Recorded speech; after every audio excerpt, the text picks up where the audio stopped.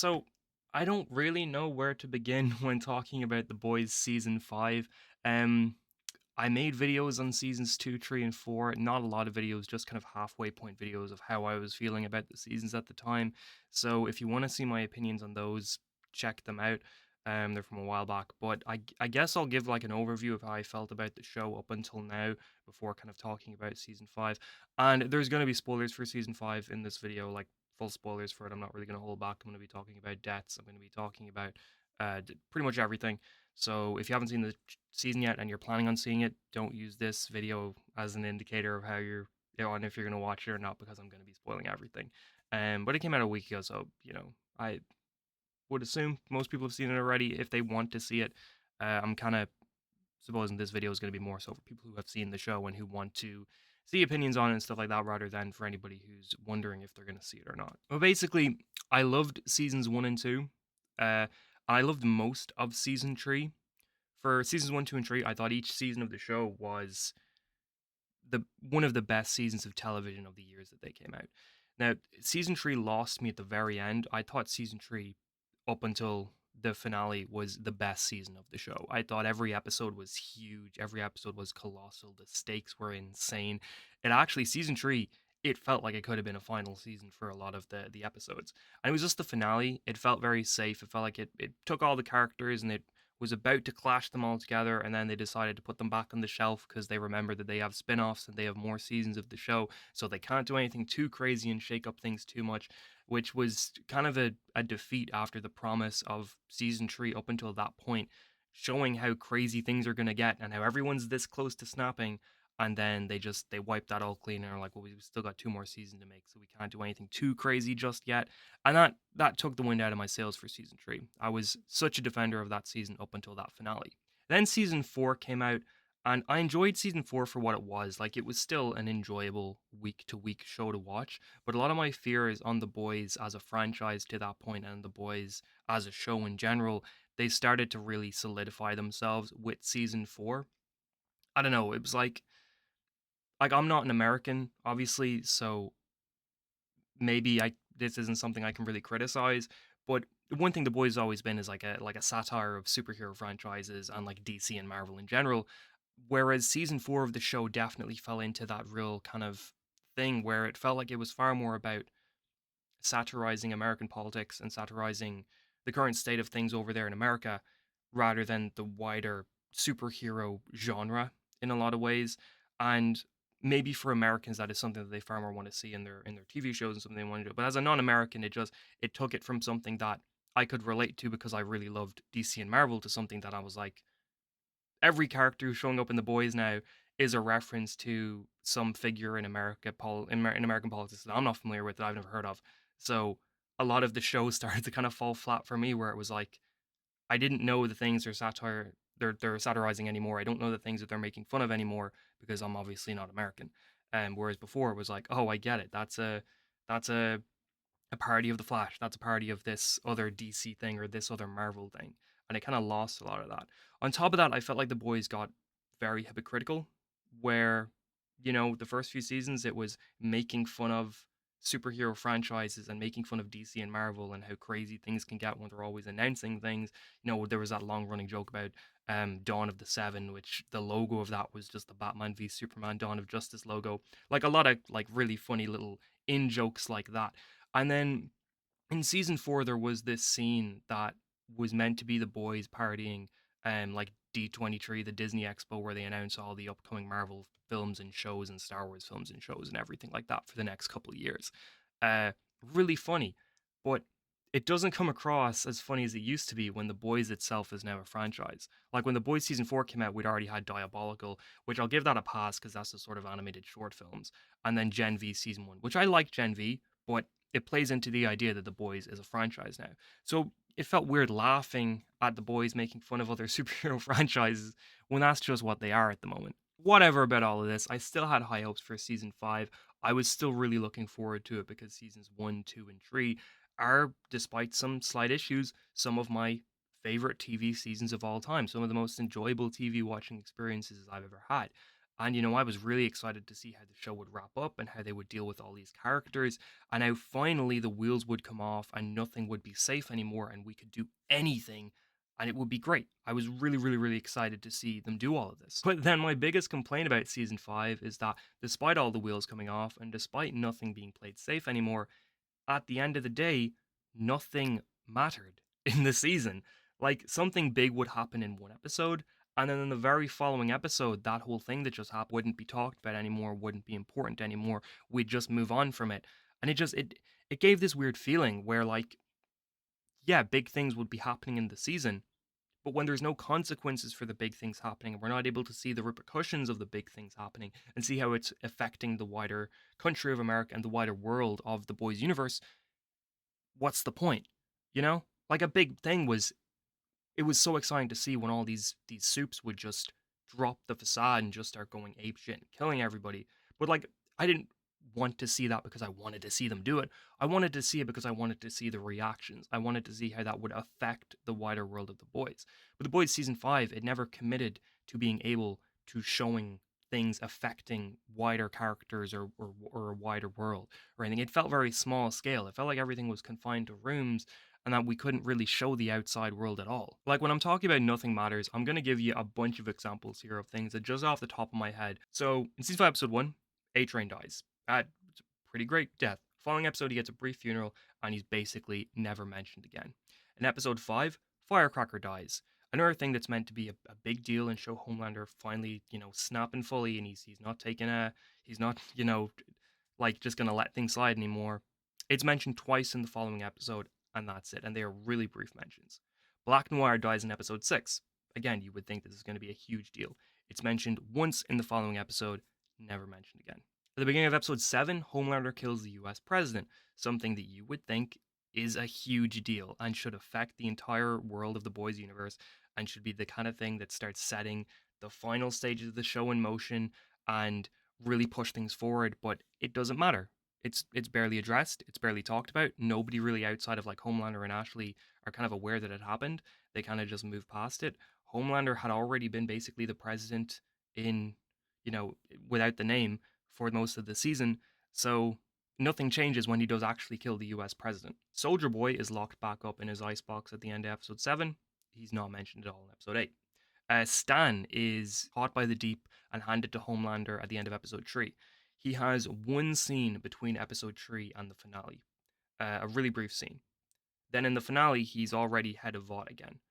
Like, there's just nothing matters. There's no consequences for anything because he's right back where he was. And maybe this is the point of the show, to show that, no matter what, everything goes back to the way it was.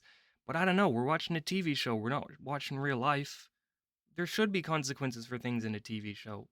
TV and movies would be boring if it was always trying to be realistic and play things as if it was happening in real life, which the show isn't. Ryan gets almost beaten to death by Homelander in episode 3, and then he disappears from the show until again in the finale, when, as much as I really liked Ryan this season, he does just show back up out of nowhere, and it would have been helpful to have him present for the other episodes between this. It's like he almost got beaten to death and then he just dips, and it doesn't matter again until the finale when they realize they need him to team up with Butcher, because that was the whole thing they were promising for the last couple of seasons.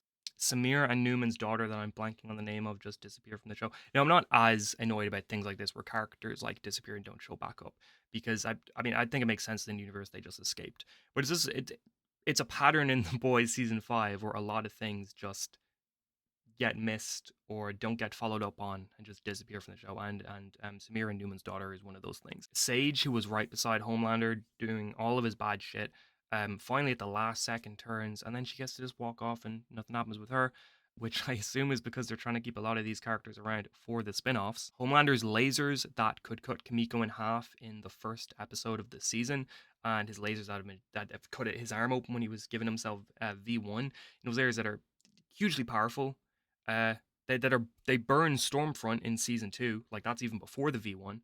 The lasers basically do nothing in the final fight. He can't really injure anyone, and seriously, he's like, either he's holding back or it's just power scaling thing where they don't keep his powers in line with how they were. V1, the thing that we're chasing the entire season, Homelander finally gets it at the end of episode 6, and then he's the same character for the rest of the show. The V1 doesn't change anything. It doesn't make him more powerful. It doesn't make him more unhinged. He's the same amount of unhinged. He's just now got the thing that they've been chasing all season, and it feels like it didn't really matter. He has it for a total of 2 episodes before he's depowered and killed. The Deep, a guy who's been able to fight in war, that's his big thing, that he fights in war, and he's really powerful. You put him in war, he's going to be way more powerful than he'll probably beat any soup if you put the soup in war beside him, kind of thing. Well, Starlight doesn't know that the Deep is having a bit of a kerfuffle with the sea life at the moment. The sea life are trying to kill him. Well, Starlight doesn't know this. So in the final fight between the Deep and Starlight, Starlight decides to take him to a beach near the water, which is meant to be, where he's most powerful. Why would she take him there for their final fight? Why not take him as far away from the water as he can? Again, nothing matters. And tying into these soup characters as well, Soldier Boy, when he's boxed up, the boys' characters don't know this. The boys' characters don't know Black Noir's dead, so they waltz into the White House to kill Homelander, and for all they know, Soldier Boy and Black Noir are going to be there, and they're going to have a load of soups to fight. Just like Father and the Deep were there, and thankfully Starlight took care of the Deep, and took care of Father. But like, the boys don't know that all these heroes are gone or dead or whatever, so they just waltz in, and it's kind of one of those things where the writers sort of forget that the audience and the characters don't have the same sort of information. So like, a single line of dialogue would help to fix these things, but it kind of just feels like they forgot. And then speaking of Black Noir, a guy with super strength who can fly and talks about all the times he can fly and how powerful he is, he gets his throat slit, and that's how he dies. Like, the season felt like simultaneously there was a lot of really important things happening episode to episode, but because the following episode would then sort of reset everything and treat the prior episode like it didn't happen, it meant that the season felt like it wasn't important. Even though important things were happening, it didn't feel like it. Because yeah, you technically had the feeling that anybody could die at any time, but it didn't matter because you were almost guaranteed that their death would get one line of dialogue in the following episode and not matter in the grand scheme of things. Like the Deep going to Homelander to tell him they killed Black Noir. Like, it meant nothing, that you knew that nothing was going to happen or nothing was going to come of it. And I think that this is just kind of a problem with this season in general, because this has never been an issue with the season before. Like, if we go back to season 1, Translucent's death was treated as a really big deal and was a thing for the entire season, despite happening in episode 2. And even then, it was important this season when Translucent's son Maverick comes back and Hughie feels guilty about having killed Translucent 4 seasons ago. Like, that's a big thing that has long, long, long stakes. The Flight 47 video, which was constantly said to be a ticking time bomb, and that's been from episode, I think, 4 or 5 of season 1. It's finally released this season and nothing happens with it. But then we have other times in other seasons where things are important, like when it's revealed that Vought dosed all the soups as children, that they weren't born with their powers. And that's a big thing that they deal with throughout all of season 2.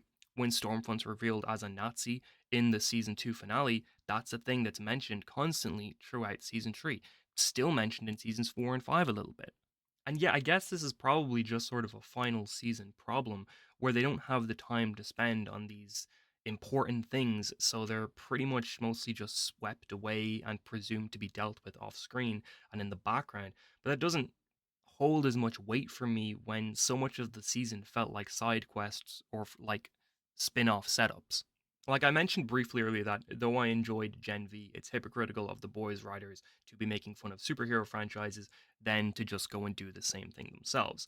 And that was dialed up to 11 this season, because Soldier Boy's entire point and entire reason to be in this season was to set up the next boys show, Vought Rising, which is meant to be a prequel set in the 1950s, showing like Soldier Boy and Stormfront and a bunch of other characters. Like, the reason he was put back in his icebox in episode 7 implies to me that they're going to have a reveal in Vought Rising, maybe like in the first episode or in the season finale, that some of the show actually takes place in the present, and then that's why they kept Soldier Boy alive this season, is so that they can still have him around when they, revisit this in Vought Rising.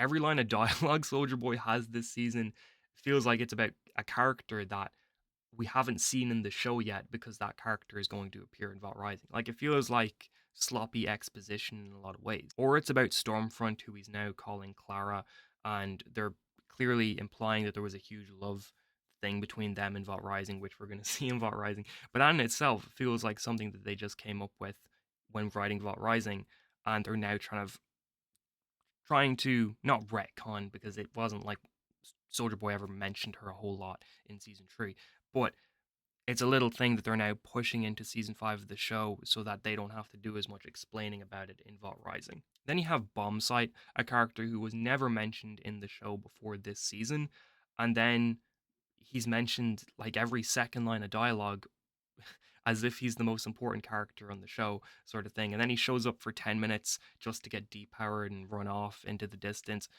Still alive, likely, so that if Vought Rising reveals that they're in the present as well, then you can have Bombsight show up there. And then you have the side quest thing, which feels like it takes up room in a season that's already so cluttered and all over the place. Like the episode where they go to the fort, or the place where they're looking for V1, and everyone is going crazy and, arguing and fighting each other. Like that was a fine episode on its own, but none of it felt final season worthy to me. It felt like an episode to waste time and to set up more of Vought Rising than to really push the final season stuff along a whole lot. The following episode was the one where we had scenes with a lot of individual characters. And again, I really enjoyed the episode. But we're finally getting backstory in this episode, unlike Firecracker and Black Noir, characters that have been in the show since early last season. I think it would have been much better to have had that backstory last season to help us enjoy those characters a little bit more, rather than pushing it into this season right as they die. Because we get the Firecracker backstory, she dies the same episode. We get the Black Noir backstory, he dies the next episode. It feels like a lot of things of, like, I don't want to say lesser shows do this, but this was a thing you could always recognize in a show like The Walking Dead or a CW Arver show. When a character would out of nowhere be getting a lot of focus in one episode, you'd be pretty much guaranteed that they were going to be dead by the end of the episode. And it's kind of like what the boys felt like this season. When a character was getting a slightly weird amount of, focus put on them, they were probably going to die either this episode or the next episode. Then we have the 10 minutes POV of Terror, which I'm not even going to talk about that. And then we had the 15 minutes of Mr. Marathon and the Supernatural reunion and whatever. And again, I really enjoyed seeing these guys back from Supernatural. And it was cool to see Mr. Marathon, a character who was part of the Seven and who had been mentioned as far back as season 1. It was cool to finally see him show up. But why are we doing a Supernatural reunion when we got 3 episodes left of the show? Like there should be more. There, if you want to do this, do it before your final season, man. Don't do it now. And a big thing for me this season was Homelander. Now, I'll be real, I found his death very satisfying. I thought seeing him depowered and begging for his life on live TV was a really, really, really satisfying way for the character to go out. Like, to be honest, I wouldn't have picked a better way for him to go out than that. But he did nothing leading up to that. After 5 seasons of promising, oh, next episode he's going to kill somebody, he's going to snap, he never does. I know it's always going to feel weird rewatching the entire show, because literally from episode 1, all of the characters and Homelander himself are promising that he's going to snap soon, that the wheels are going to come off anytime now, and it's going to be bad, bad, bad for everyone. And you're watching the show and you're like, well, none of that ever happens. He never actually properly snaps. He never actually really loses his mind. He's sort of the same character throughout the entire show, with maybe a little bit more, I don't know, satirizing put into him, but like not a whole lot difference between him in early season 3 and him at the end of season 5. And I know Eric Kripke has already come out and said we were never planning on having Homelander go scorched earth. We were never actually planning on ending the show with him like destroying everything. And my answer to that is, then why were you teasing it constantly for the entire rest of the show? Why was your poster for the season literally Homelander up in orbit, watching the Earth basically blow up down below, watching nukes go off, watching explosions and stuff like that? Like, yeah, you can do a reverse Chekhov's gun to subvert expectations and to trick people, but what most people are going to see when they see a gun in a scene, they're going to assume it's going to go off at some point. They're going to assume that, like, that somebody's gonna get shot. They're expecting it to go off at some point. They're probably waiting for it to go off at some point. And when it doesn't, you're not just subverting expectations or doing the unexpected, you're just disappointing people, because you've spent 5 seasons waiting for that gun to go off and it never does. And then you feel stupid and are made to feel stupid by the showrunner for wanting said gun to go off. When he comes out and says, Yeah, we showed you a gun in episode 1, and we've showed it in every episode since episode 1. We were never gonna fire that gun because, we're trying to that was never the plan of the show. Then why was there a gun in the show to begin with? People are just gonna expect that to go off, and then you're gonna feel a little, not lied to, but you're gonna feel like you were hyping yourself up for something the show was clearly telling you it was going to do eventually, but then it doesn't do it, and then you feel like, am I justified in feeling sad that the gun didn't go off after being showed it for 40 episodes straight? I don't know. I know this review sort of makes it sound like I hated this season, and while it's my least favorite season of the show, and I didn't love it. Definitely not. I had way more problems and things I liked, but there are still some stuff I like. Like Homelander and Anthony Starr were still an absolute delight to watch. Anthony Starr is just so good. Watch Banshee if you hadn't. It's a great show. 6 seasons, I think it was, maybe 5 seasons. Maybe it was 4 seasons. No, I think it was 4 seasons. It was a really good show. Just it's like a cheesy action show, but he plays sheriff in it, fake sheriff, and he's great in it. And yeah, watch that. Butcher's turn at the very end was extremely sudden for me, and while I still think it probably should have had like its own whole episode, you kill Homelander and then you spend an episode on the Butcher thing, I still think the final scene between Butcher and Hughie was handled really, really, really well. Firecracker, as terrible of a person as she is, I really enjoyed seeing her backstory, and I thought seeing her struggle between what she wanted to do and what she had to do was really compelling. Then A Train as well. I thought he was really, really, really enjoyable in episode 1. Um, I thought his death was handled really well. I actually think episode 1 as a whole was a really good episode and the best episode of the season. I thought it was great. It had that sort of somber, dark, serious tone that I was hoping the entire season would have. It felt like an episode straight out of like seasons 1, 2, or 3 rather than the last 2 seasons. And it really, really, really hyped me up for what I thought the season was going to be. I did really enjoy Starlight's morality changing and her becoming a darker character, more reminiscent of Butcher. Kimiko, she was one of my favorite characters throughout most of the show. I did think they ruined her a little bit this season, though, unfortunately. Ryan, though, is someone who really impressed and surprised me this season. Not because I didn't like the character in past seasons of the show, but, when you add a kid to a show, it's like a 50-50 chance if they're going to improve it or not improve it because just it's the nature of writing kids. They're hard to write. You can't expect them to be able to perform certain scenes or to act a certain way because they're kids. And makes sense. And I'm not saying that Ryan ever ruined the show. I actually think his stuff in seasons 2 and 3 were really good. His dynamic in season 3 with Butcher was really good. Ryan's dynamic with Becca and Homelander and Stormfront in season 2 was really like enjoyable to watch. And it wasn't like I ever disliked the character, but I thought he was really, really, really impressive this season. I actually thought he was a really compelling character, and I would have loved to have seen more of him this season. But I don't know. I wish I wasn't as negative on the season as I am because I really did love it for a long, long, long time. It's just because I loved it so much, I feel so let down by it in a lot of ways. And I really, really, really was hoping that it will be able to pull out a great final season and do a lot of the things that they've been teasing for a while. And I at least hope that they were, even if it wasn't done well, that they would still do a lot of the things they were teasing. They didn't even do the things they were teasing, which was disappointing. Like I wish it was better. I wish it was more focused on its core characters than setting up spin-offs. I wish when it did something important that it would actually have consequences for the things that it did. And I wish it stuck to its guns and really delivered on those promises. But yeah, anyway, that's my thoughts on The Boys season 5. How do you feel about it? Did you watch it? If you didn't, you probably shouldn't watch this video. But if you did watch it, did you like it, love it, hate it, despise it? Did it meet your expectations? Did it not meet your expectations? Let me know all of that. And if you enjoyed this video, maybe a like, maybe a share, maybe a subscribe even. That'd be pretty cool. I think you should do that. I think that's a good idea, honestly. But you do what you want to do. You don't want to do those things, and you don't do those things. Don't make me talk you into doing those things. But if you want to do those things, I think you should. So, thank you so much for watching, and have an amazing day.